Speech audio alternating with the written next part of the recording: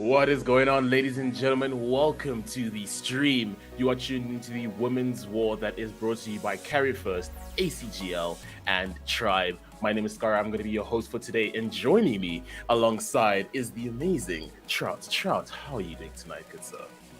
It is going to be a fantastic night. I am here, and this is the true start of Call of Duty Scrout. So we are ready to get it going. I'm excited, man. I haven't been behind the mic with you since a different game, so it's going to be a good time. Oh yeah, no, indeed. It's been quite a while, and even though I don't like saying this, the return of Scrout has begun, and we are back at it again. And once again, ladies and gentlemen, if you're just joining the stream, you're tuned into the Women's War. And essentially what this event is about is in celebration of International Women's Day. And this event is brought for women to showcase their talent, and not just their talent, that, you know, anybody can make it possible in this esports scene. And later on, we will be talking to a special guest as well that is involved in the women's scene. That is going to be Queen Arrow. So make sure you stay tuned for that, because that's going to be quite the interesting interview that I have in store for you. But as we're going into it now, Trout, let's just talk about our game one that we're going to be having soon enough, where we have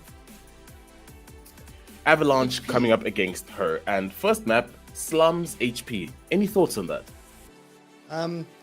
Look, I have had the privilege of casting quite a bit of COD Mobile, and the one thing I will say, the spawns are very difficult for me to read as of right now, and it is 5v5, so it tends to be a lot of chaos very quickly. But as I say with most HPs, rotations are so key, and if you can get that one player to get in the back and get set up, anchor those spawns, get the close spawns for your team, you're going to be pulling away with the lead very, very quickly.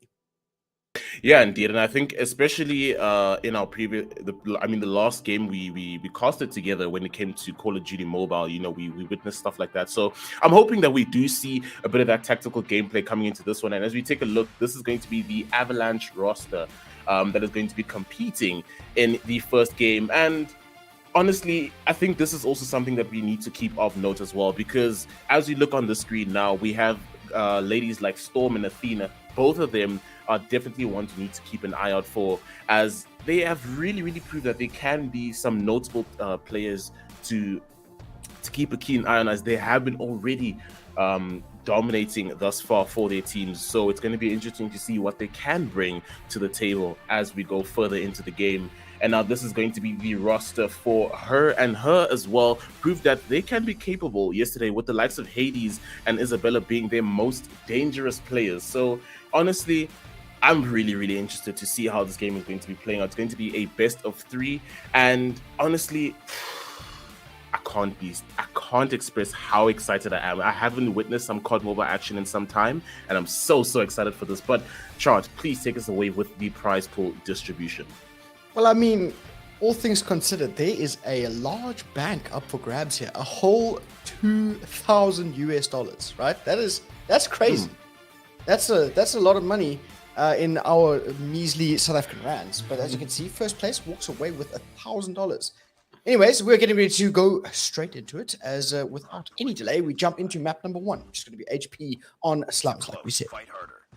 Indeed, yeah, and now we're going to be taking a look at Madame, who is going to be on the side of her, and instantly already, it seems like the upper hand is going to be taken by the side of Avalanche. Avalanche are going to be claiming the point now, and it's going to be ticking for them. So let's see if the side of her are able to just topple them off the point at the moment, but it doesn't seem so, as Avalanche is just going to be dominating the first few seconds of the round. And what do you see that's been going down, or what do you separate from the beginning of this game? Well, one thing I must say is the spawns there were absolutely chaos for about 20 seconds, and somebody from, I believe it was from her, that just got gifted the best spawn possible. They got and managed to work a pinch, and now they managed to get back into this game. There's no longer a lead between the two teams. That's really significant. And as you can see, the rotation will start coming through now. But still, scrap time going the way of her, and going into P2 pretty much even. So now it comes down to who could win these rotational gunfights. But as you can see, number 4, huge play there from Athena, as she keeps the spawns for at least the time being. As I say that, here comes number 1, Heiki, on the back. If she can get the spawns that way, the pinch can work. And here we go from the front. It's going to be no one really getting as many trades as we expected. The flip comes on through and onto the point. Go her. Indeed, now it looks like the side of her are going to be taking a beautiful advantage now, and does seem like they're going to go next to that point. And now it does seem like the side of her are going to try and make it on, but as they try to do that, they're going to be taken out now. And now the side of Avalanche are going to claim the point rather, and now just going to be ticking it up for themselves now. And slowly but surely, their points are going to be taking up on the leaderboard now, and the spawns are starting to affect the side of Avalanche now, as they've just been taken off of the point now, and that just gives way for the side of her to make it on. And it doesn't seem like now they have that much of a hold on the point. It does seem like it's still very much contestable, but now as I say that, they're taking their angles and now instantly just beaming anyone that's trying to take the point from them. Absolutely. Excellent setup there from her. They managed to find a good 30, 40 seconds off that hill. But in the interim, the rotation came through, and Avalanche is going to be set up on next. As you can see, one of the claws has been popped. So essential for breaking new hills. But as of right now, it's going to be quick trades left, right, and center. But time with, well, remember that there is a slight delay before you could actually get time on the point here in COD Mobile. But if you have people going off with the Annihilator, you can make the break. But as of right now, the pop should come through. Time working its way for the side of Avalanche. Indeed, yeah, and it does seem like it's going to be a quite closely contested match at the moment, and I think this is what we kind of expected as well going into this match, seeing that both sides do have heavy hitters, that being the side of Storm and Athena, but that being Storm not being in the game mostly is going down to Athena. But as I say that, Patty is going to be the one in the lead, sitting with 12 kills. And on the side of Avalanche, you do have two of Hades and as well as Isabella that are going to be leading with the kills. And honestly, it does seem like it's going to be a bit one-sided now, seeing that they don't have one of their star players on the side of Avalanche. And as I say that now, the gap is starting to slowly but surely increase now, as her going to be sitting on 88 with the side of Avalanche being on 46. So it does seem like now a bit is starting to tip in the favor of the side of her. Absolutely, and I think a testament to that is just absolutely the frying power. You have two players already on 17 kills apiece. So as you can tell, the frying is there and everything is happening, and we go for a quick listen with her.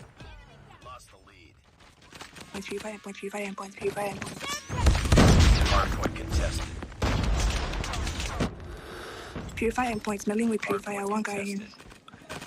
We've taken the lead. You guys join that point and that point and that point. We need it picking up. I'm in points. One guy. We've taken the lead. Cosai's holding that. I'm watching here. Is someone fountain? Okay, no, we're spawning fountain side. We've taken the lead. Holding a hard take here. These guys, you guys should hold points. Okay. Let's keep pushing point. On your end point. Points. Go next. I'm holding this one. Go. You guys push next. Nothing. Next, okay? Someone should go to blue. I'm pushing from that blue. Yup. I'm pushing to the blue. Capture the objective. Melly holding. Vixen.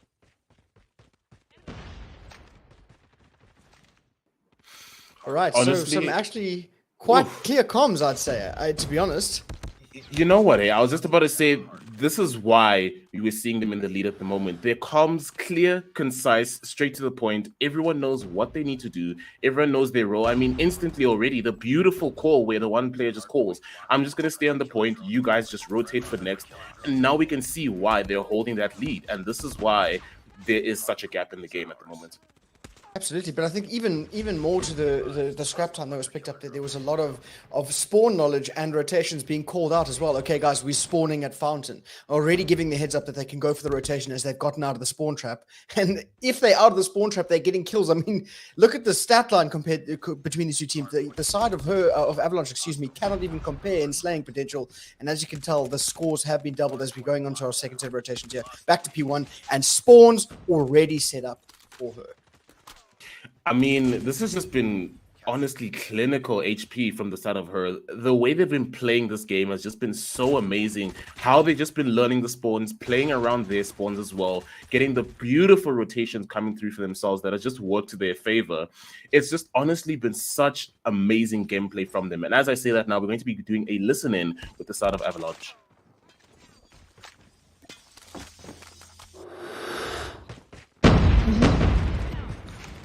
There's only two. There's two in point. What's up, babe? What's up? Nice, Yes, Louis. Nice. Hostiles have our Points, babe. You need OBJ. Bro, early rotation, guys. Yeah. What is this? Ping. You guys come, let's go next, babe. Next. I'm playing OBJ. Don't I you need go trophy. fountain. I need trophy. I'm a trophy. I'm going fountain. Yeah, go. I'll play OBJ. I'll play this for now. We lost the lead. When are you watching my back? Fucking OBJ. Yeah. Capture the objective. There's one entry in the point. When you're too open. They're flanking. Oh my god. Flank. Vixen, what's up? Flank. He got me. Hit you. Yo, one in point. There's one in fountain. They got me fountain, guy.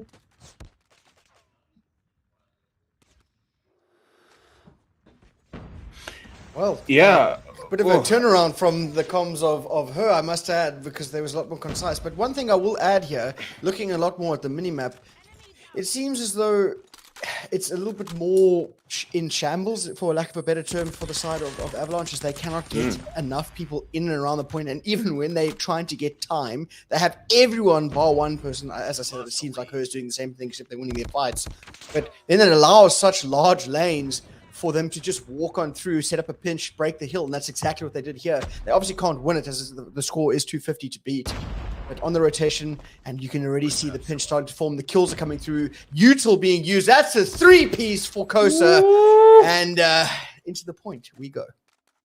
Yeah, no, it's looking like curtains and GG's for this one, as it looks like the side of her are going to be claiming this first map. And honestly, I'm not even too surprised about that. When we just listen to the comms of either side, it just seemed like the side of Avalanche had just been a lot more frantic, and there wasn't really a clear and concise calls that are being made. And yeah, exactly, we didn't really have one IGL to call who's actually calling the shots in that game. And pretty much that's how the game went. GG's, and the side of her take map number 1. Yeah, and I mean, not only the lack of an IGL, it seemed to me like there was a lot of frustration, and it's almost like they were all like checked, like, what is this ping? And just a little bit of frustration seeping its way on through. But of course, it is only map 1. We do have at least another 2 if they can win the S&D. And the S&D is on my favorite map of all time, Summit. So hopefully we get to see how well these guys do in the S&D. It's women, excuse me, not guys. But yeah, it's going to be a good time. A good time indeed, yeah. And honestly, I just wanna get your thoughts on what we might be expecting coming out of game 2. Because I mean, already with game number 1, you just got 100 club, and a lot of the time when you think about that sort of can play into your mental game, especially going into your map number 2, where there's going to be S&D. And S&D not going to be the same as hardpoints. For those of you who may not know what S&D is, essentially one side is the attackers, one side is the defenders. Obviously the attackers need to plant the bomb down on the bomb sites and defend it for as long as possible to win the run. And obviously defenders will need to defend and make sure that the bomb isn't planted, and even if it is, they need to take everyone out and defuse the bomb. So a lot more different than HP. So do you think that maybe the side of Avalanche might have a bit more of an advantage going into this one? As when I took a look at Avalanche gameplay, it wasn't really like as gelled as the side of her. It seemed like everyone was kind of just a lot like all around the place. There wasn't really any unison. And I don't think that's what you need, especially when it comes to S&D. S&D, you need to be playing off of each other. You need to be playing with your team. So I'm quite interested to see your thoughts on how we might be going into this next map. Well, look, I can't agree with you anymore. For me, S&D, it just comes down to teamwork. And at the higher levels, I'm assuming all of these guys are pretty much professional at this point. You should be winning your ones. But at the moment, just in terms of a score sheet, it looks like Avalanche is just getting rinsed in terms of kills. So what I predict, so this could be completely wrong, is that the momentum that the side of her has picked up from HP, they're just going to carry over to S&D, and they're going to play it that way, right? They're going to be aggressive. They're going to go for those entry kills. They're going to try to get control of the site as quickly as possible, get the bomb down as quickly as possible. Whereas I think if you are in the side of Avalanche and you aren't able to counter that, this game will run away just as quickly as the HP. Indeed, I couldn't agree more. But now we're going to be loading into map number 2, and our attackers are going to be the side of her, and Avalanche are going to be our defenders. So let's see what does come out from this game. Already now, it does seem like we will be seeing a B hit from the side of her. Let's see if they're able to make the execute. Does seem like the side of Avalanche now going to set themselves up for that B execute, as we do have 2 mid and 2 already just going to be watching the B side. Doesn't seem like we'll see an execute going to happen immediately. Seems like they're just going to buy the time and maybe look for an early pick. Wow, I eat my words completely. This is not that aggressive. I mean, I wouldn't push with the sniper, but if you're going to get a shot like that, it doesn't matter. So Madame opens up with a nice little quick scope, and here comes the rest of the team looking to collapse onto the point and maybe get that bomb down. Immediate pinch there from, I believe it was, Madame again with a second. So that's already 2 to her name, and her teammates are falling around her. The bomb could go down. 1 versus 4. Not the start that you want for the side of Avalanche. Not the start, indeed. And again, it just comes back to what you mentioned, is you need to win your ones, man. You need to win those ones. And it doesn't seem like that was the case in round number 1. But again, there is still more rounds to come. The target is 7 rounds in total. So let's see if they're able to bring it back. I mean, you got to win your ones, but if someone's chilling with a sniper that close, I'm going to be a little bit tilted if I die that quickly. So, I mean, Madame's absolutely hitting shots, so I can't take it away from her. Regardless, here we go. It looks like a different take or a different entry at this point, as Vixen is actually the one to draw first blood. Immediate trade there, so Madame is absolutely frying with that sniper. And Kosa following it up, and everyone else on the side of Avalanche is falling. And again, another 1 versus 4. You got to win your ones, like you said. Heike left, finds the first. That was an interesting death animation. I love it. A good old kick. Regardless, makes it 1 versus 3. Looking to deny this bomb plant, but as I say, that the bomb does go down. Yeah, let's see if she is able to make that retake. And unfortunately, there's going to be another round on the board for the side of her. And again, it just looks like more clinical gameplay from the side of her. They're playing off of each other well. Wherever one goes down, there's someone there to trade. And again, even if you do win those ones now, it seems the side of her just put them in a situation where it's not a single fight every single time. Every time there's going to be a gunfight, there is going to be 2, and there is going to be 1 at least there to trade out. And as I say that, Bonnie going to claim a kill now to put them in a 4v5 advantage. Now, shot's going to be raining down. That's going to be another kill now for Bonnie. Is going to get taken down. That's going to be a now 5 versus 2 situation. And it is not looking good at the moment. Haki is able to claim a kill now for the side of Avalanche. And it is not looking good at the moment. Athena able to bring it down to a 3v2. Yeah, but in the chaos, there was enough of a push out of the site to get the bomb down, and then the kills to follow. I don't know if I'm on the side of Avalanche now. I'm looking at my teammates to start finding some kills and not to overchill. Because if I'm being honest, I believe it was Vixen who went down first in that round. Just completely sent it into the side, opening that line, the lane for a kill, rather than actually playing it a little bit slower to maybe find information. But I suppose you will get punished if you overchill, and you can see it didn't do it that time. So Isabella looking to open things up. Yeah, I think she maybe just learned from her mistake there, and understanding that you shouldn't be early peeking these guys. I mean, her really, like, the team of her just don't miss their shots, and anytime you peek out, you will be getting punished. And Madame, oh my goodness, with that sniper is just so lethal. And now they're in a 5v2 situation, and once again, it is looking very, very dire for the side of Avalanche. And now, let's see what Merlin can do for the team. Now, shots going to be raining down. That was a clean round, by the way. Not 1 person from the side of her died. Not 1. Just a flawless round. Just a flawless round. And honestly, it's just clinical gameplay coming from the side of her. They just know what to do. Everyone is playing their parts, playing off of each other. And I mean, I don't think we're surprised from this result, honestly. No, absolutely not. But I'm glad you can't TK, and that was a trophy that was sent over the map. Not very great. Regardless, here comes the push, and you can see, like you said, the fact that these teams play off one another. Here, there should be an immediate trade, but as I said, that Merlin gets away with her life. So finally, slight advantage for this. Okay, I eat my words. If you're going to get shelled by a sniper like that, I'm throwing my phone across the room. Oh, my That's goodness. insane. I'd lose my mind. Like, she's done this multiple times, but she's just no-scoping everyone. This should be illegal. Quite literally illegal. And Bonnie now, speaking of illegal, hitting with that assassin play, coming from behind and taking her down. And that's going to be a round for Avalanche. And that started with the first blood, right? And then the trade was immediate. That gave enough air or breathing room for the side of Avalanche to push up and get the other kills. Even with that amazing absolute eagle dive from Madame to get the kill, didn't mean much in the end, as finally it's going to be the side of Avalanche that find a round. Indeed, yeah. So let's see if they are able to carry that momentum for themselves now, at least try to stack the odds against the side of her and try to get some more rounds on the board now. And it does seem like now we won't be seeing as much heavy peaks, and it does seem like now they might either be giving more leeway for them to enter the side. But as I said, oh my goodness, can someone get that sniper off Madame? This is just unfair, man. This is not right. Absolutely destroying anyone that comes in across here. They're going to be running through each other, going to take each other down. And now it's going to be a 3v1 situation. And that's going to be a round for Sadoher. It's not over yet. Ready up. I mean, first bloods, they win you rounds, right? And then Bonnie managed to find a second off of that first blood as well. So you open with a double, get away with your life. That already allows your team just to trade to win the round. They have the bomb.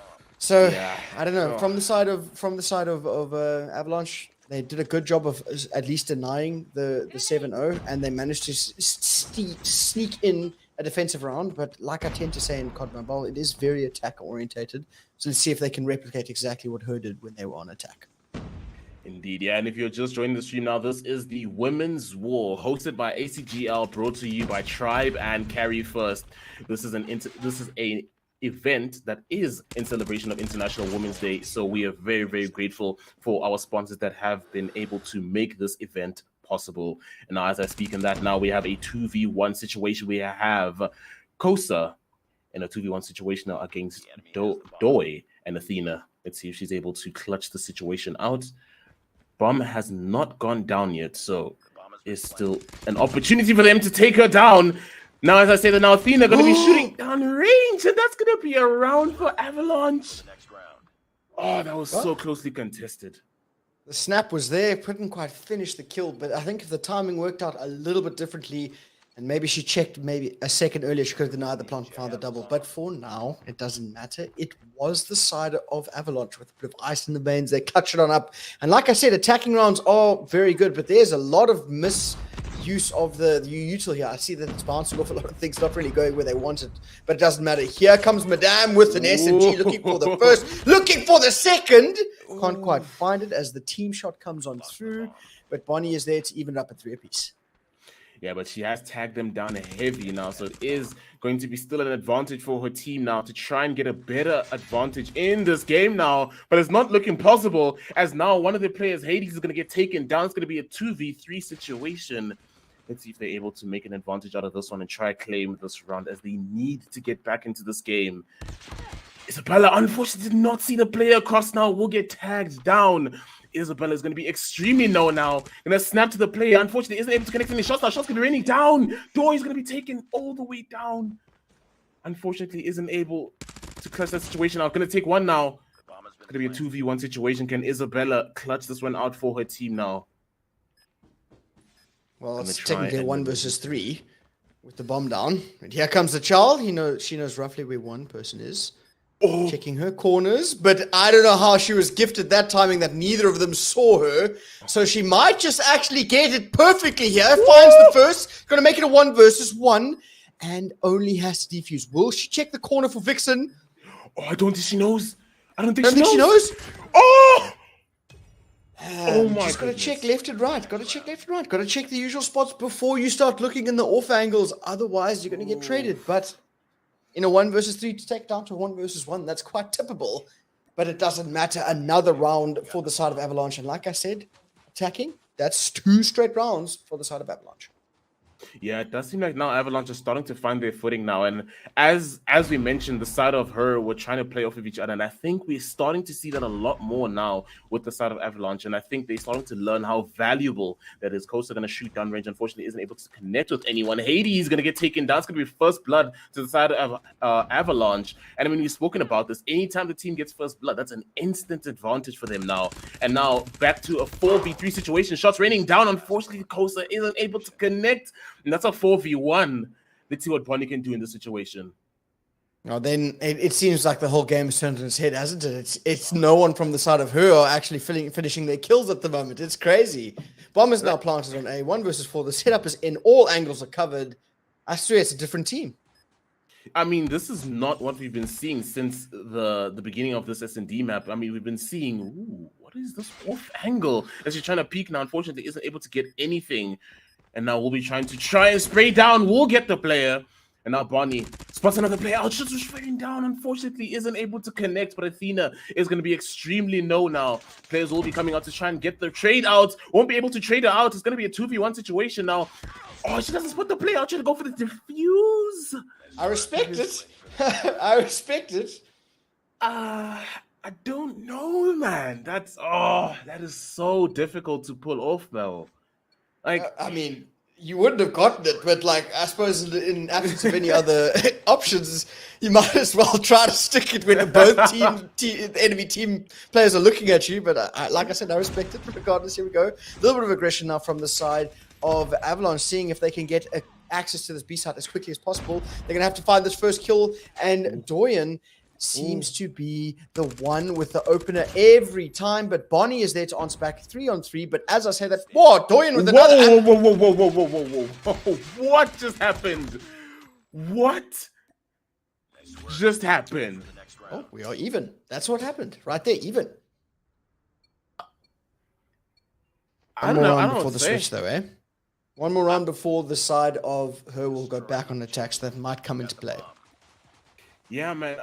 I quite literally don't know what to say at this point. It's, as you said, it just seems like we're seeing an entirely different team at this point. The side of Avalanche has just been playing this so well, and even in the situations where it's looked like we might see a potential comeback, or we might see Herbert just clinch around back into this game, it is just not made possible for them now. But it'll be a 4v4 situation now. Gonna see this slide coming through from Bonnie, trying to get some shots down on range. Won't be able to connect, but we'll see Isabella connect now. And that's gonna be a 4v2 situation, instantly turned on its head.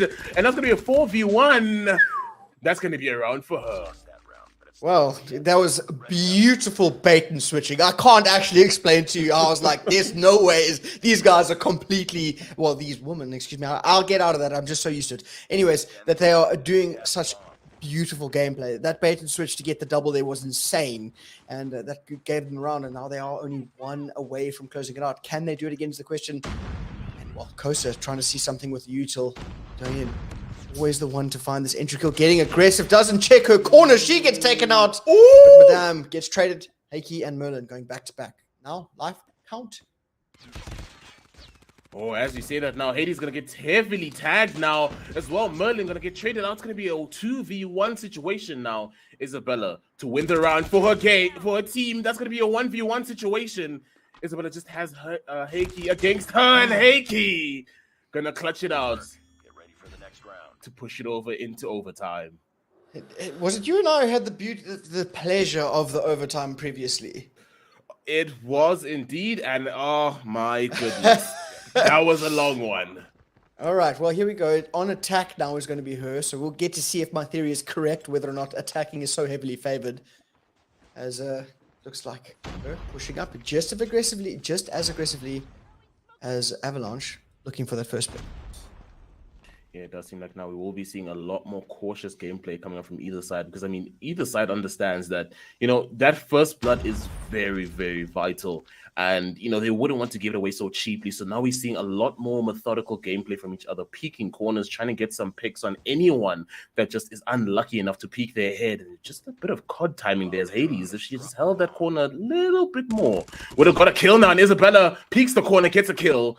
That's going to be the advantage for the side of her. But as I say that now, one going to get traded out. It's going to be a 4v4 situation now. Now we'll need to see who will be able to capitalize on this one. That's going to be the side of Avalanche. They take down Athena. Athena now going to get traded out. And now instantly turned on its head. 3v2 situation. Her have the advantage. Oh, just by a smidgen. The bomb is yet to go down. They do have side control, but here comes Heike for the first, makes it a 2 versus 2, but the bomb has been successfully planted, but Merlin might be there immediately. If the child doesn't come in, the trade won't be there, but here we go. Kosa looking to see if she can make it happen. She's going to find the first, has to get away with her life, but she can't quite do it. Heike is there. Heike, I forgive the butchering of the name, but the clutch is in. And another round. And for the first time, Avalanche takes the lead. And they win in the defensive round. Oh my goodness! I mean, that was just a beautiful retake that came from them. But again, it just seemed like it was a bit hasty with that plant. I don't think there was just no one to cover as the one who's planting, and I don't think that's what you want to be doing in this type of situation, especially if it's a 2v2. If you're going to get that bomb down, you need someone to play off of you. You need someone to be able to trade you out in that situation. And I just don't feel as if that plant or situation was played to their advantage. But we'll have to see what does come out in this next round now, as we are going to, in a 4v4 situation, make that a 4v3 situation now. Instead of her, we'll have the advantage now. Shots down range. Doi is going to get taken down. It's going to be instantly put in a 4v1 situation. And now Heike left to clutch it for her team to try and claim this map. Now Slide comes through, will be able to take the player down. Does not see the other player coming in. Really don't need to happen now. Shots going to be raining down. And that's going to be a round for her. Well, her saying we're not going to lie down that easily as they play a clinical round. I think they lost 1 or 2 players total. And it just shows that they have the potential to do that. And it seems that might have a DC, if I'm not mistaken. Oh, no, she's back. Kosa is back as a bit of a slower start now on attack. But again, maybe in overtime. Defense is favored, as it was both defensive rounds that were won back-to-back. I think it's rather because the defense has been more favorable, seeing that the teams have started slowing down a lot more. I think when you saw a lot more of the aggressive gameplay, that's when you started seeing the attackers being a lot more favored. And it was sort of in a way that the numbers were just overwhelming whoever was trying to defend their side. And Bonnie gonna get that kill instantly and get her team into the 5v4 advantage now. But as I say that now, Bonnie gonna get traded out by Doi. Doi gonna put it in a 4v4 situation now. Gonna be instantly dropped all the way down to low HP, but is going to be able to heal herself. Now it's gonna be a 3v3. Let's see who's able to capitalize on this situation. I think that there's a huge disconnect from team comms there and actual making adjustments to gameplay, because I see people die and then no one from the side of her or Avalanche really make adjustments quick enough to make it significant. But as I say that, it's Isabella with the reach, Al. You love to see the aggression, but gets away with her life. Can she regen is the question. She gets the timing. She just needs her life, and she might be able to make it happen. Dancing around. She gets timing onto Athena, but her shots aren't quite snappy enough. And another defensive round goes the way of Avalanche as they take the lead once more. I don't know about you, Chop, but this is kind of looking like a bit of deja vu, if don't mind me saying. It does. It does. It feels like we're going to be here all night, man. Oh, quite literally. But yeah, let's see what does come from this game now, as we see the side of Avalanche are going to be the attackers now. Let's see if they're going to be able to convert around. And I think for almost the past, if I'm not mistaken, 6 rounds, we haven't been able to see any any attacker convert on a round. So let's see if they're able to change that. Well, they're going to need to if they want to take this round. The game. And as I say that, it's going to be Heike opening it up. Madame, take a number. Vixen is there to follow it up. And the kills are just falling around them. And Avalanche getting aggressive, getting the kills, and this is looking very, very dire. Unless Kosa and Isabella can make something happen here. The shots are there. Isabella finds the first. Nice, 2 versus 4, but the trade is in. 1 versus 4 has to come on through for Kosa, but she's shooting everything except the players and gets punished for it. And Avalanche are straight back into the game and into the series as they claim the S&D. Yeah, I think there's a bit of a cost close there, as I said that, but I mean, we're not really complaining because we have a map number 3, and this is going to go all the way. This is going to be quite the contest now. And honestly, I'm excited to see that. I'm excited to see that the side of Avalanche just made their way back into this game, because I felt like we just didn't see enough of them in that first game. And going into now map number 3, I'm really, really excited to see how this control map is going to be played out. Man, that's crazy. Hades had a shocker. 2 kills. You hate to see that. Everyone else in the team having firing on all cylinders, and I think that actually might have been the deciding factor here. Is in terms of kills, it looks like, I'm gonna be honest, her outslayed. They outslayed and they still lost. That's insane. Yeah, I just feel as if like you actually touched on it a bit earlier. Is that it started to seem like there was sort of a disconnect amongst the players, and there wasn't really that same concise communication amongst each other. There wasn't anyone trading each other out. It literally just turned into a TDM where they were just running out, trying to take each other out, and no one was there to trade each other out. I mean, the first 5 rounds was just clinical, absolutely beautiful gameplay by them, playing together, playing off of each other, were able to trade each other out. But at some point, once Avalanche started to get a foothold in the game, it just seemed as if like they just became a bit more frantic, and everyone was just all over the map, and there just wasn't a proper game plan for them. Absolutely, it crumbled beneath their feet, if you will. And I think once their gunny stopped working and the side of Avalanche started using a bit more teamwork, and obviously their comms cleared up a bit, because I bet you if we had to do a listening, which is not advised for S&D, but maybe we can in the control, they would sound completely different to the start of that HP where they got completely washed. But one apiece, going into the control, if we could have a quick look at the maps, because I have forgotten, so that we can have a quick refresh as to where we're going to round off the series. Ah, yes, Control on Raid. One of the all-time classics, and not a bad place to finish this run.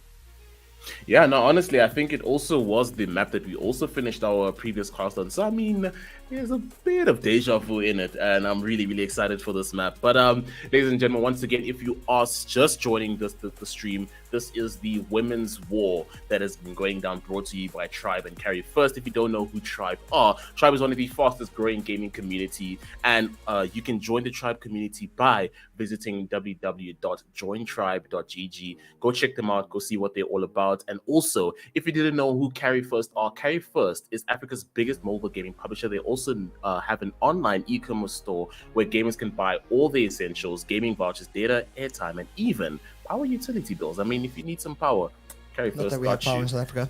Hey, you know what? Hey, preaching to the choir. This is the first Carry First shop. Shop.carryfirst.com. Go check them out. Go see what they have in store for you. Make sure you give them some love. Also, make sure you check them out on social media as well. Go show them some love. Go check out jointribe._GG on all platforms, and make sure you show them some love for them being able to bring forth this amazing, amazing women's event, which is in celebration of International Women's Day. Now, Chart, I guess we get ready for map number 3 now. Indeed. And, well, it is a respawn. So it's a respawn with a good mix of non-respawn. And I'm curious to see whether or not they're going to be able to convert their momentum from the S&D into this respawn game mode, that being Avalanche, of course. Because now it's easy to do that when you only have to get 1 kill. But if the side of her is getting triples or doubles, it's going to be very tough for you to get back into it. But having said that, they were looking pretty good towards the end there in terms of gunny, so maybe they can bring it back. But if I was a betting man and we had to go for stats alone, just in terms of slaying, I'd put my money on her. And yourself? No, I couldn't agree more. I was actually about to say, I'd definitely put my money on her, especially when you looked at that first, our first map for HP. When you just looked at the numbers that these guys dropped, it was just mind blowing. I mean, at some point, I mean, three different people on the side of her had almost double the amount of kills than some players on the side of Avalanche. So I think in terms of gunpowder, in terms of one-on-ones, I would rate that her had a much bigger advantage. But then again, you know, we can never really just call these things right off the bat. We just have to see how the game does go. But again, if we're just going off of stats, I would definitely put my money on the side of her. But let's see what does come up from this game as we have map number 3 loading up now. And you know, the one thing that I have seen on Control here on Raid is the spawn trap, man. It is crazy. People just get into the defender spawn and go absolutely boss and get hundreds of kills, it feels like. Regardless, it's going to be an instant B hit from the side of her. And onto the point we go, they will be able to find a tick relatively quickly unless the side of Avalanche can make something happen. And as I say that, the first blood and the second go the way of Heiki, as they seem to be keeping their guns warm, as they have really come alive in this game. Indeed, I was about to say, there's some textbook gameplay as they hit that instant B rush. And now it seems that they're going to be taking out the side of her and instantly dominating the first phase of the game now. They're already going to try and hit that point, trying to get the first tick. But as I say that now, they're going to be taken off now, and that bar will go all the way down. And for those of you who are watching Control, basically, the team needs to take control of both A and B to win the round. And for each bar that is achieved, that will be their progress. So at the moment now, as you saw, they weren't able to achieve that first bar and went all the way back down. So Letty was able to take the upper hand now, as the side of her are slowly but surely catching up now. It's going to be 19-17, and it looks like it's going to be a very, very closely contested one. Well, that's another 3 down there. Only 2 left from the side of Avalanche to make it happen. But Kosa, with this Krieg 6 in hand, is getting kills left, right, and center. The first tick now found at B. Bit of a swing, I would say, as now the life count has also increased for the side of her, as they were down a good 7 or 8 lives at the point there. But it doesn't matter. They're back into it. They get the point. They have an additional minute to work their way over towards A. And with 2 extra lives in the bank, definitely possible, but they need to start ringing their ones because that clock is definitely going to be ticking. But as I say that, Isabella with a huge 2-piece. Indeed, yeah. Now we're going to see the huge rotate now coming out from all sides, from either team now. And it does seem like the side of Avalanche are going to have an advantage now, as they're going to be the first ones onto the A objective. Let's see if they're able to hold the fort now, as we will be seeing that rotate coming through from her now. Shots going to be raining down range, trying to find some players. Unfortunately, doesn't seem like that'll be possible, as the side of Avalanche going to hold fast on this at this objective. And now it's looking like it's in favor of the side of Avalanche now. It's going to be 8-6 to lives. And they still have about 1 minute of time left. So there is a possibility for them to come back into this. But as I say that now, it's going to be 4 to 8 lives. So it is looking like it is going the way of Avalanche. Well, I think now if I was in the shoes of her, you slow it down, right? You have a minute. These guys are literally banging their head against the wall. A setup that strong, you obviously need to find the entry kills to make it happen. And as I said, that Bonnie finds the first, and here comes Hades. This is such a crucial play to have. If you can get around the back, get some spawn kills coming through, and that's exactly what's going to happen. Vixen not taken out. It's a 5-on-4. Kosa with the nade. It's coming down to the wire. There is only 1 life advantage. Make it no life advantage. Well, as I say that, it's another trade. 3-on-4. It is coming down to the wire. 20 seconds. 3-on-3. Kosa with another double. 3-on-2, and they are both on the point. You have to get the kills. But here it comes. 16 seconds, contest coming on through. Athena gives away her position. Merlin finds the first 2-on-2 as the trade is there, but oh my damn! Finds the final kill, and it came down to pretty much the skin on your teeth. But it doesn't matter. Her clutching up the first round. Oh my goodness. Oh, that was such a closely contested game. But honestly, we have to give props to the side of her. And I mean, I think they just heard your voice in their heads when you just told them they just needed to slow it down, take their time. They still had a lot of time on the clock for them to make that retake. And instantly, they just found that spawn trap, took them down, and it was just beautiful way to close out that round for themselves. And now, at the moment, we will be going into a listening for the side of Avalanche. Let's see what we have for the comms of Avalanche. I'm trying my ear. You. Can I use green fire? Clap. Yes, you can. Yes. They're cleaning up. Bro, there's one in the there's 3 around the circle. Oh my God, I'm Yeah, they're really watching this. There's one in lot. Come here. Let's go. Oh, Let's go. right. Okay. That's a deal, bro. Bro, I'm spawning here, bro. Come here. Capturing Alpha. Not faster, please. Up. Enemy down. Money room. We can spawn trap. Nice. Let's fucking go. Let's go. Nice. B. Kitchen. Money room. Guys.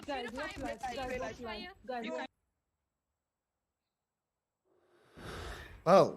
Scar, what do you think of those comms? I really don't know what to call from that. It does seem like, again, there isn't really like one channel of as you mentioned, an IGL, we don't really have someone calling all the shots or someone just to direct everyone or what's the best course of action. But again, it does seem like what they're doing is working for them, according to them. But as you look at the lives now, it's looking like it's in the favor of her at the moment. So I don't know. I feel like there just has to be someone in there to just direct all of them on what to do, because at the moment, it doesn't seem like whatever they're doing is working for them. Yeah, I couldn't agree more. That it was sounding pretty all right, but again, they're not very concise in their calls. I'm spawning here. I don't really understand what that means. I think you need to be a little bit more accurate, but you need to find the kills before that. And as of right now, it looks like everything and the kitchen sink being thrown towards B. And of course, it is now a 2 versus 16, a 1 versus 16. Her just pretty much dominating in the slaying department like we called it.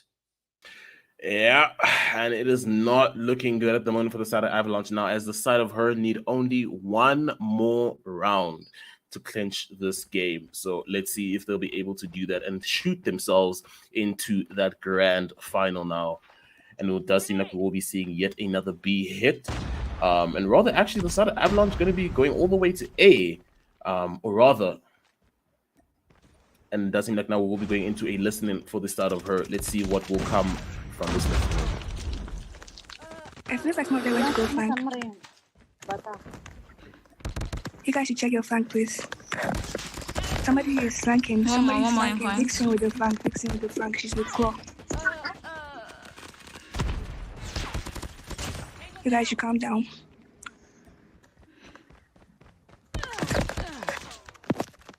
I can't play. I'm not even playing with sound because of my battery. Are you guys pushing A now? Somebody's behind me. No, I'm not even pushing. I'm still pushing B. Somebody's behind me. I'm not. These people are going for. Okay. Oh, we don't have lights now. Them around A. Can you imagine? One guy there.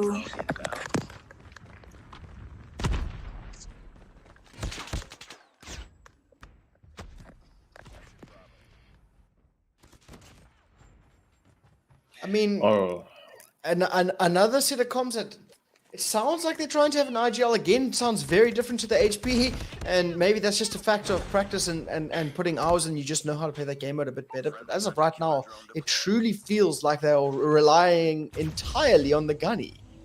If that makes sense. They're just waiting to see if they can get kills left, right, and center. And here we go onto the site. Pretty much a carbon copy of round one, except they don't have the lives this time. And they are still rushing into it a little bit too quickly.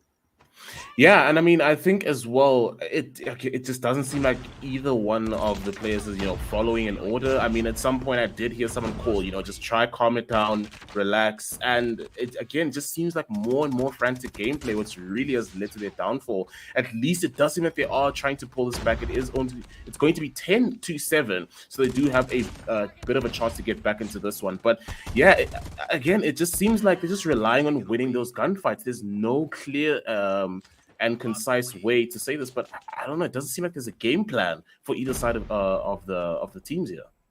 Well, I mean, they were hoping to use everything in terms of utility there and specialists to try to break onto the point, but they managed to find the first openers, and then they just got traded from there. No one got onto the point. They found the opener they needed. They got kills. They got the spawn trap set up, but then they didn't put any bodies on the point. And it just came down to lives, and Avalanche actually find their first round and looking to do what they did in the S&D, find their footing a little bit later into the game and potentially start this comeback. Yeah, it's looking like there might be a potential reverse sweep. We'll have to see what does come from it now, as we will be seeing an instant B hit now from the side of her. Her going to be making their way instantly onto the objective now, going to be claiming it already. Let's see if they're able to hold down the fort now, as we'll be seeing that rotate coming through from the side of Avalanche. Rather not, actually. We'll be seeing a rotate coming from the side of her, actually, now. And let's see if they're going to be holding their own now. They do have the first tick on A. Let's see if they can hold it further now. Athena going to be taken down. Hacky also going to be taken down as well. And it doesn't look good again now. They will be still claiming more and more ticks now. And that A tick is going up now. Getting closer and closer to getting that objective captured. And it doesn't look like they're going to capture the point now already. That's going to be A captured for the side of Avalanche. And now they have the advantage. Now they just need to capture B. And they are going to be 4 lives down at the moment. But it is looking good for them now to claim that second point on the board for them. I agree. But I think that was what you thought was a bit of a misrotation from the side of her. There was actually an excellent game plan from Avalanche where they sent one player to B to make a bit of noise and the rest of the team over towards A, which is actually a very good strat, and it worked out perfectly. As you could tell, they managed to get onto the point and secure it relatively quickly. But in the interim, they've been losing so many lives, 5 lives down now, and you can see the setup from the side of her beginning to develop here. And this is where you start to get a little bit stressed, right? Just over 2 minutes, just under 2 minutes to work with, excuse me. But you need to start getting onto the point, getting these kills. They did a fantastic job of getting the more difficult point to cap first, but they need to start getting these kills. But Hades, she's just turning around, getting snaps, and the life count just growing and growing for the side of her.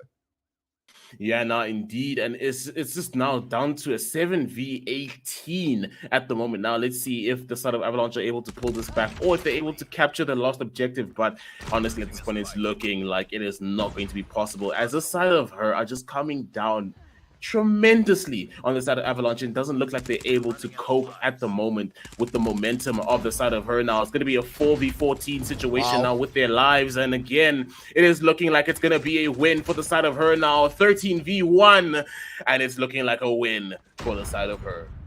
I mean, that came off of the back of I believe it was Kosa.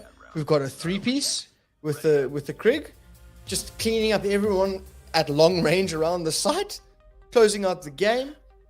And when it did come down to the gunny, which I will admit, her has certainly got the gunny, they managed to make it happen. But I cannot wait for when 2 teams like her and the other team, which will also likely have the gunny, meet up in the finals, and they will have to actually use something a bit more than that, whether it being more team play, better rotations, something at a deeper level than just being able to shoot a little bit straight, if that makes sense. Oh yeah, indeed. And I mean, once again, if you just take a look at the stats, I mean, 27 on the side of Madame, Isabella 26, and then Kosa 24 kills. I mean, 3 of your players breaking the 20 mark. It's just it's astounding. And I mean, as well, Hades and Bonnie just 2 off again of that 20 as well.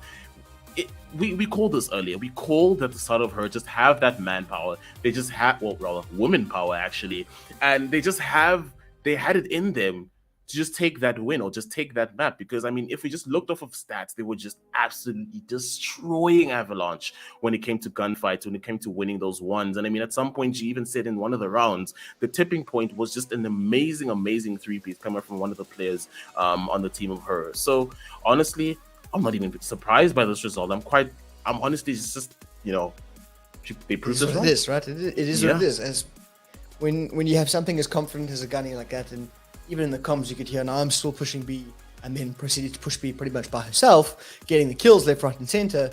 I mean, what more could you ask for? So, regardless, huge GG's there to the side of Avalanches. I believe that is going to be the tournament run over. But her secure themselves a seat in the grand finals, which is going to be tomorrow. So, it's an absolute pleasure. But I believe after that, we will be going to a short break before an interview with our guest speaker.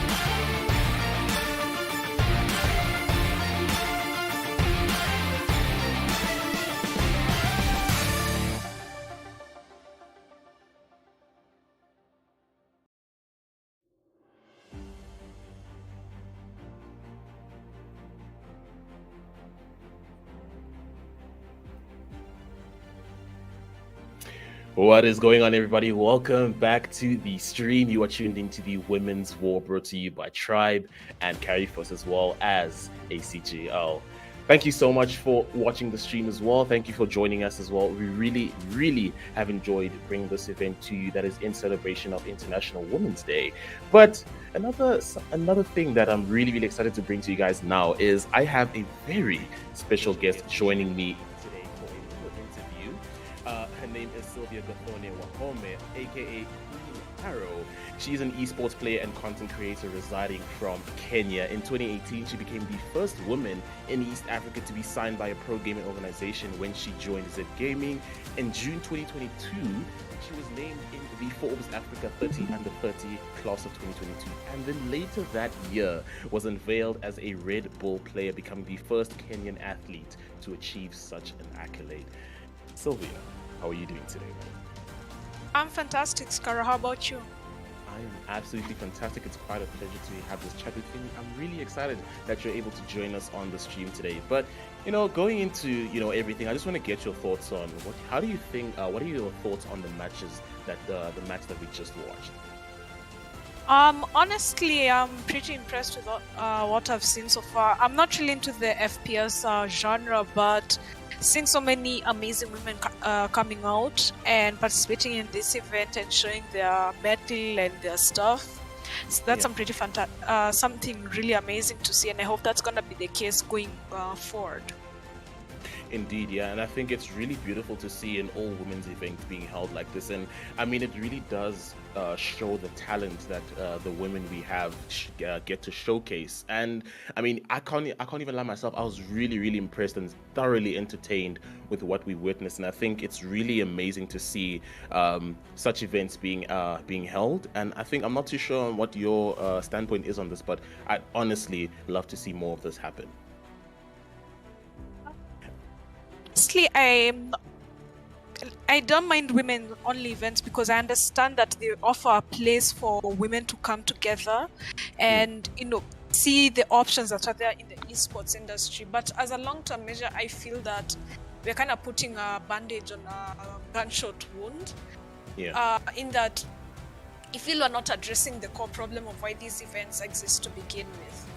Yeah. And that's because there's an issue of skill gap, and there's also an issue of gender discrimination in the space that makes it difficult for women and other minorities to want to engage in this space because they don't feel safe, they don't feel appreciated. And it's up to the people who constitute the majority in the gaming and esports space to actually acknowledge that there's a problem so that we can come up with sustainable solutions.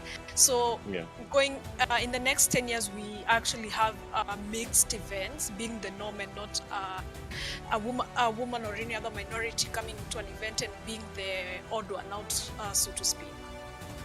Yeah, indeed. I think that's really something that we want to strive for going forward. And I mean, this obviously is not really related to this game specifically, but I mean, we had an achievement locally where we had an all-female team actually make it into one of the highest divisions in our CSGO league locally. So it's like seeing these things start to happen where women are getting involved in the space, they're getting more opportunities slowly but surely, and they allowed the space to, do the same thing that men have been able to do, I think is really what we all want to start striving for. And I think it's really something amazing to see when we also get to see just the quality and talent that women really get to showcase. Absolutely, and I'm here for it. Definitely, we are all here for it. But, going more into you, how did you come up with the name Queen Arrow? I'm really interested in that. Queen Arrow is just a homage to me being a comic book nerd. I really enjoy reading DC comics. Okay. And my favorite characters in the DC universe are Green Arrow and Black Canary. And since I watched a lot of Arrow back in high school, I really loved his characterization in season 1 and 2 of Arrow, and I decided to take his last name, Queen, and his pseudonym as Arrow to come up with Queen Arrow. Okay, that's a really crafty way, but honestly, quite a beautiful way to come up with the name. And I mean, now it just stuck, and that's the persona. We love to see that. But I just want to get your thoughts on this. How important are events like this one for gaming culture in Africa? As I said earlier, such events that are directed at women and other minorities works as a way to deconstruct the myths and the perceptions of women and other minorities in the space. It allows them to grow their skill, to feel comfortable participating in events. It also overall adds to the consistent tournament culture that the African region is really trying so hard to build upon. So I don't necessarily feel that it takes away from mixed events.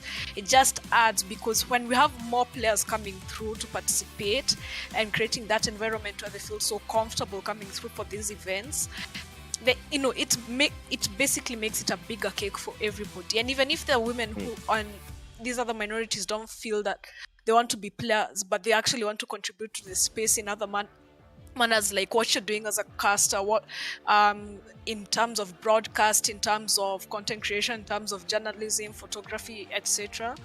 Yeah, there's more to be had.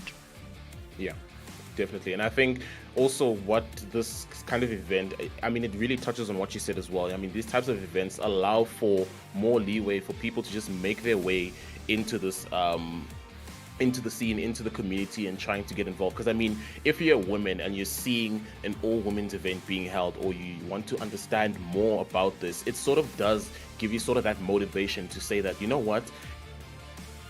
can just put aside all the stereotypes of discrimination that a woman has to deal with, and we actually have a path that is slowly being formed where women are now being allowed the opportunity to actually, compete, not being stereotyped against, not being discriminated against, and they actually have the opportunities or chances to actually do what other guys have been able to do, and they just sort of been hindered in a way sometimes. So I really love these types of events. So I love that this is starting to become a norm slowly but surely, where we're starting to see more of these events pop up. We're starting to see more women get involved, and I think going forward it's going to be a really, really big stepping stone for allowing all of the discrimination, all of the barriers to slowly just start to die down and allow for more people to break through. All right, but moving on to the next one, I just want to know, which team do you think might take us all the way? We've seen a lot of these talented teams play thus far. We still have two more teams that are going to be playing now in the semi-final, and we just witnessed the team of Her, who actually claimed the win over Avalanche, and we now have Venom versus Chaos. But have you had any personal favorites maybe in this event? I just want to get your thoughts on that before I let you go. Honestly speaking, I'm kind of rooting for Her, because these guys are cold as ice. I'm actually kind of a low-key fan of Madame. She's really done some really exceptional stuff. But yeah, I think Her might be the one to go with might come out as the winners of this event. I've really been impressed by the performance, but honestly, as I said, I'm rooting for every team here, but especially Her.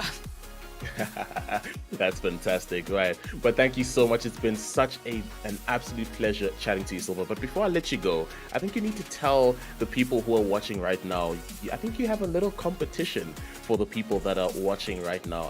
I think you maybe can give us more insight on that. So yeah, this is what's gonna happen. I'm gonna be offering a reward of 10,000 Carifirst gems to the first person who can actually answer what my real name is.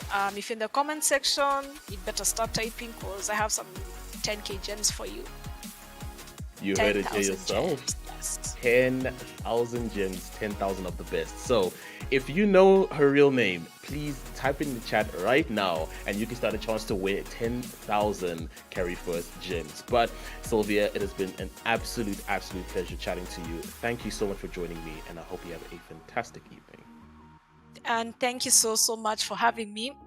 And to every team that's participating here, all the best. I'm rooting for you. But Team Her, just know that you have a new fan in me. Fantastic. All right. That has been the interview. Thank you so much for watching, guys. On to the action. Ah, I'm back on the screen.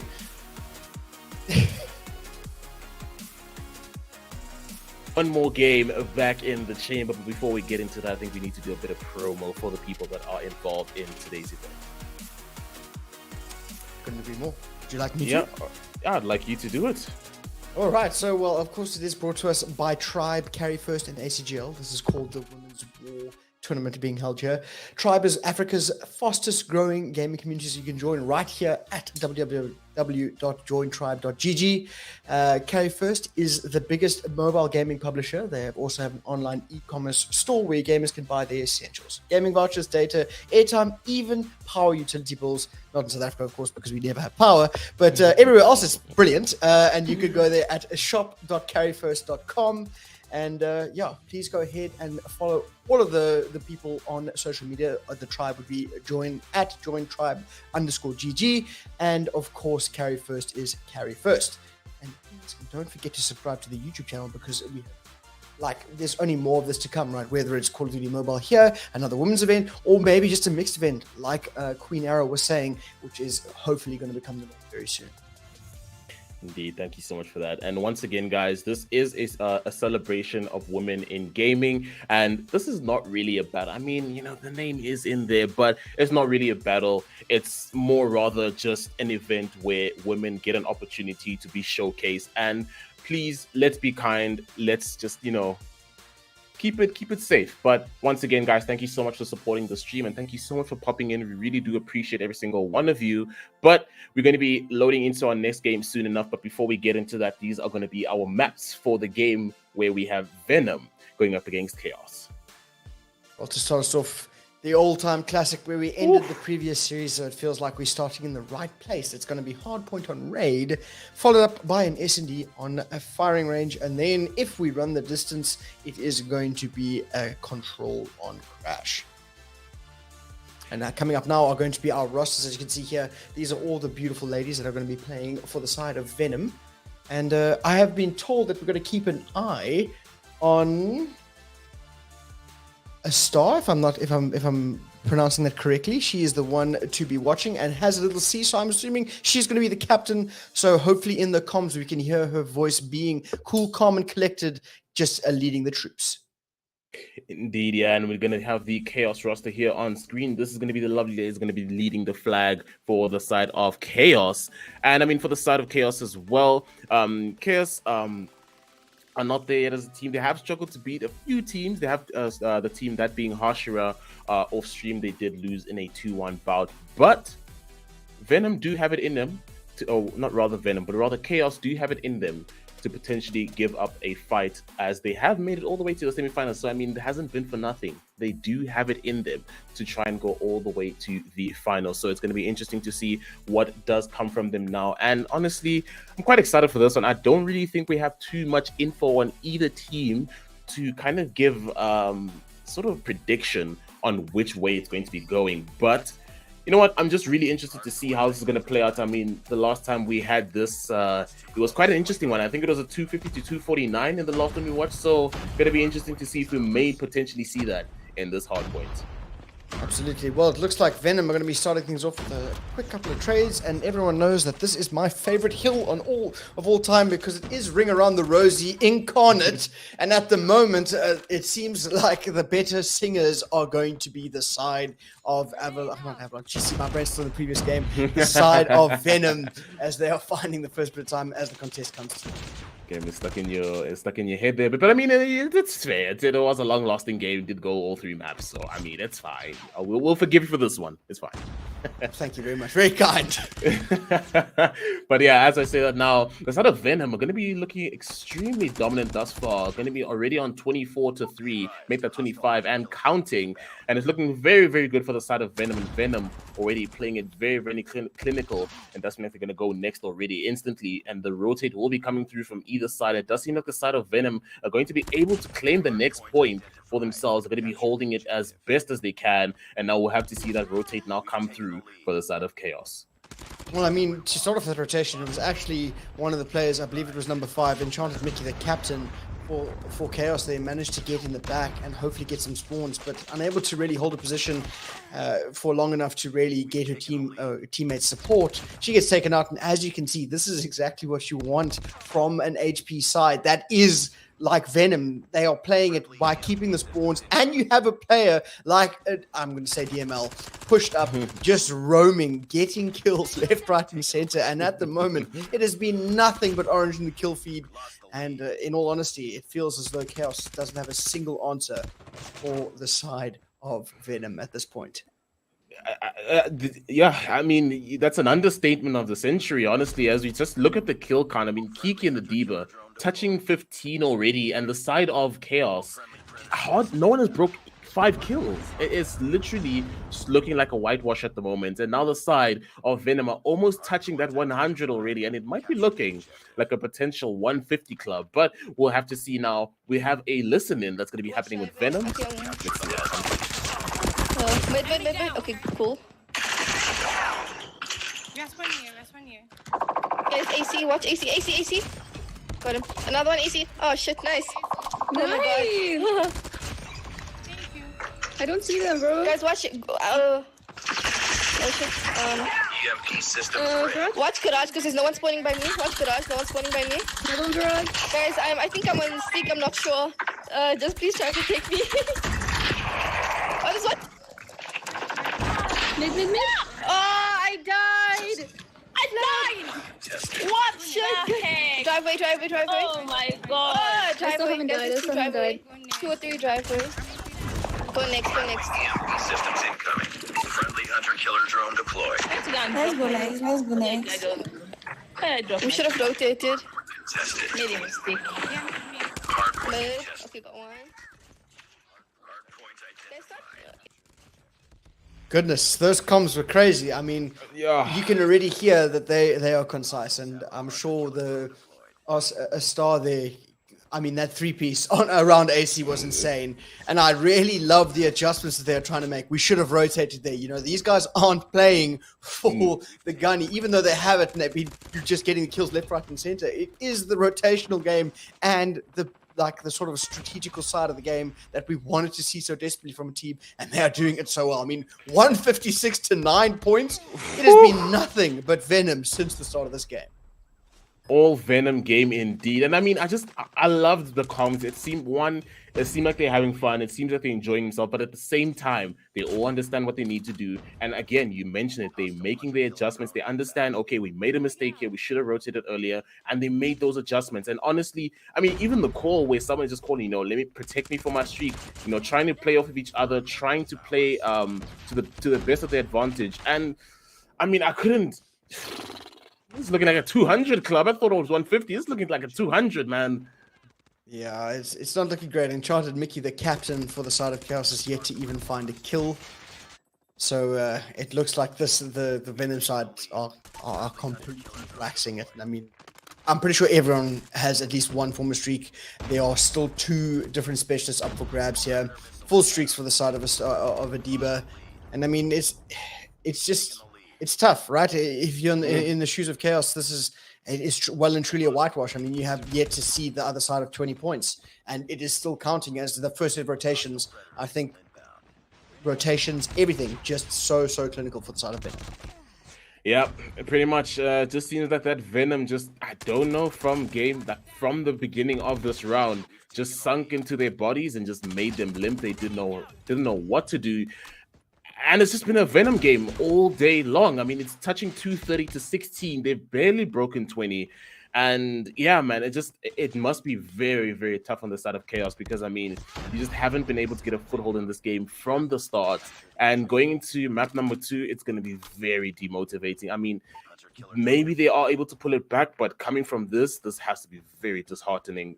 You're just trying to find a way in, and it just seems like every route you take, you're just getting absolutely shut down. The team was on a 20 kill streak, by the way. Oh my goodness. That's a nuke. I think she just got a nuke. Yeah, got a nuke, and yeah, that's the game. That's wow. 250 to 16. Oh my goodness. I think this might be the finals that we expected or that we want to see. You know, Venom is really showing that gun power that we saw from the side of her, and at this moment, it just seems like this has been a mismatch at this point because, I mean, Kiki being match MVP, but I mean, really, the match MVP should be looking at is Adiba because Adiba, 43-5. Wow, just wow. That's insane. To end it on a 20 kill there, that is unbelievable. I'm a loss for words. Enchanted Mickey as well, getting things off on a donut. It's just unfortunate. You hate to see that. But from the side of Venom there, I mean, what more could you ask for? That was literally perfect HP. You can't even fault it. And when you want to fault it, like you should have rotated earlier, they're doing it themselves in their comms. So I mean, what more could you say, right? So absolutely huge GGs there to the side of Venom, as they were the team that came out on top. And if they can keep this level of gunny, the S&D will go in the same fashion. But like we said in the previous one, where her went into it aggressively and they got those first 5 rounds, and then the side of Avalanche pulled it out, maybe Chaos can do the same thing here, but they need to start off by forgetting that first map and just going into the next one with a completely clear mind. Oh yeah, I couldn't agree more. I think rather than has to be the best play for them is like, you know what? It's still 0 on the board. We didn't count that up, or we didn't play. This is going to be game number 1 for them. This has to be a complete turnaround for them. You know, I mean, we did see it was made possible with the side of Avalanche. Unfortunately, her, did topple their plans. But I mean, there is a possibility for that reverse sweep. So we have to see an entirely different side come out in the second game from the side of Chaos. But I mean, I don't know, man. I think even though you can sort of flip a switch and sort of tell yourself, you know what, we go SGG, go next. We try and focus on this next game. It's going to be really hard. I mean, you just really couldn't find any momentum whatsoever. I mean, even you as the team captain, that being Enchanted Mickey, not able to find a single kill in that entire game. It's going to be very, very difficult. So, I mean, if they're going to come out and try to win this game, or they're going to try and get a result from this, they need to have a rock solid mentality going into this one, and they need to be as stoic as possible. They need to have a performance of the century going into this next map. I mean, that's going to start off with winning your initials, right? You're going to go for those first bloods in firing range. There are ways that you can pretty much get into a fight within the first 5 seconds. If you're trying to get over towards B, it's crazy fast, right? You just run down the L and you can get into that first pick. And I'd love to see who is going to be holding the sniper for the side of Venom here, as it's going to be Kiki. So if we can start things off with Kiki to see if she can find something amazing, much like Madame did in the previous game. Never mind. It looks like... Oh, no, we're back on the sniper. No. I thought there was a PP. Am I crazy? I don't know. But we will see some sniper action from Adiba. And I mean, guys, ladies, this is just going to be culture. The first blood has to be a sniper kill. So maybe please be a sniper kill. And that's going to be Adiba getting the first blood of the game. Adiba, sing it to my soul. Oh, well, exactly. Well, there's a quick trade there from Enchanted Mickey.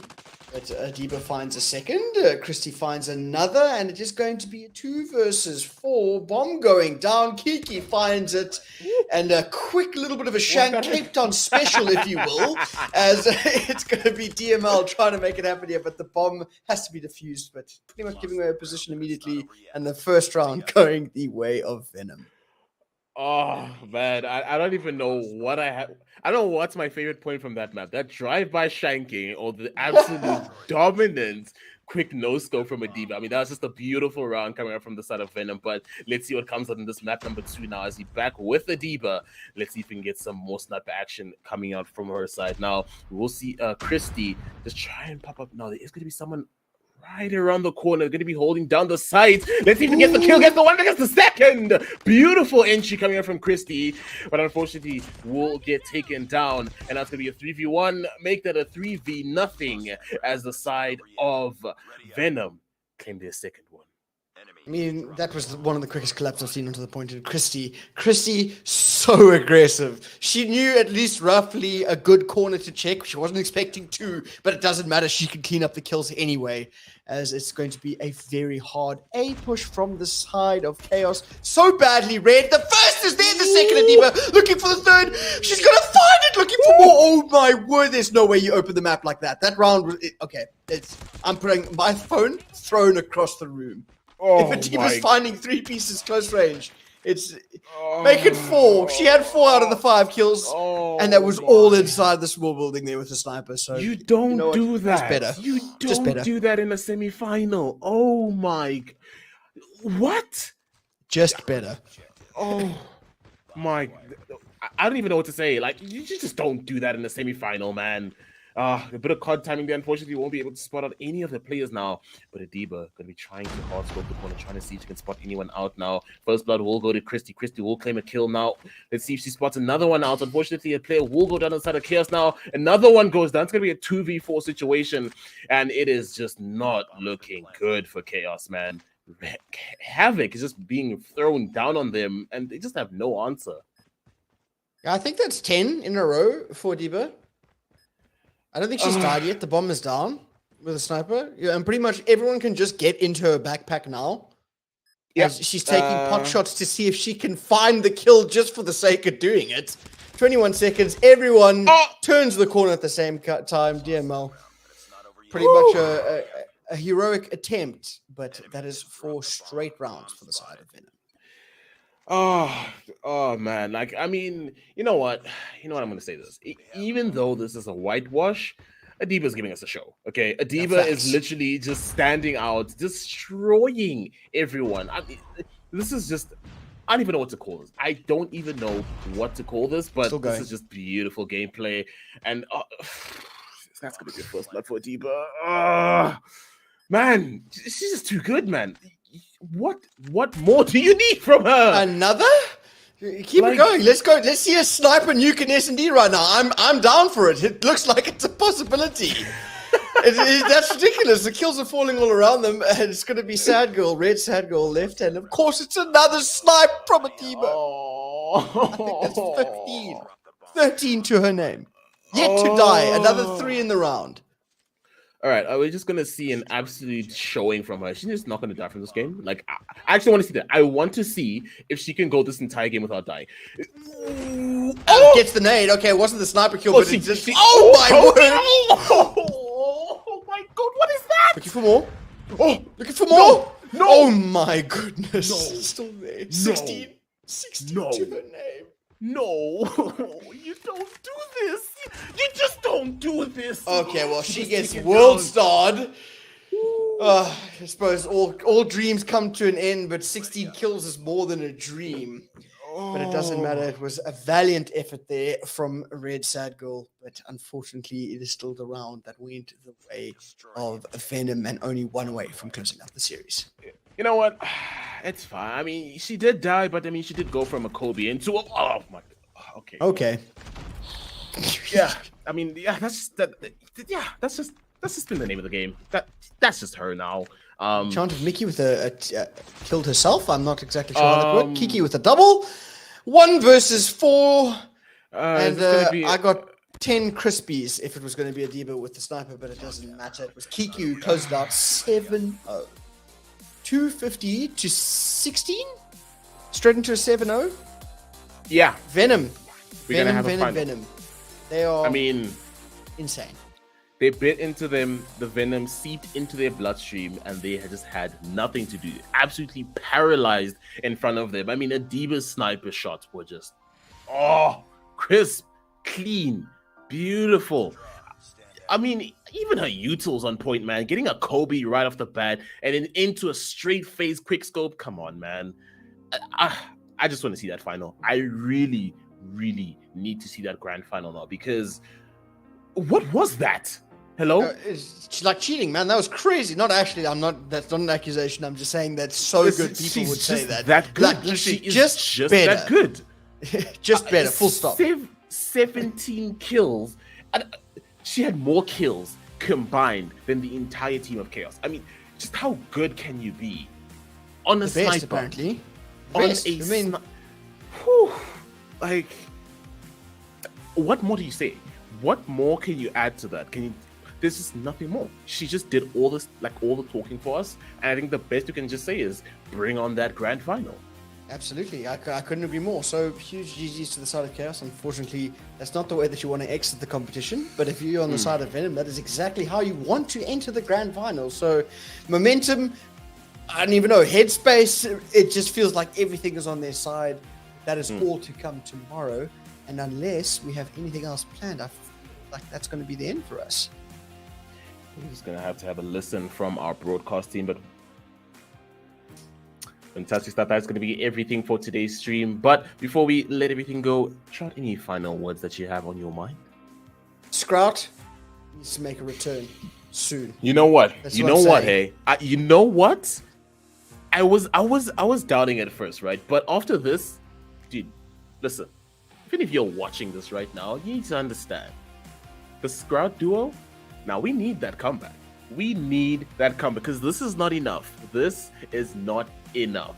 Because I've had so much fun today, man. I've really enjoyed all the action that we've witnessed today. I mean, from clinical HP gameplay, from a dominant S&D fashion that Venom just produced, and whew, honestly, I'm so excited for this. It has been such an absolute pleasure casting alongside you once again. Ladies and gentlemen, thank you so much for joining the stream. This has been the Women's War brought to you by Tribe and Carry First, powered by ACGL. Thank you so much for coming out tonight. We really hope you enjoyed the stream, and we will catch you in the grand final. Take care, stay safe, and we'll see you soon.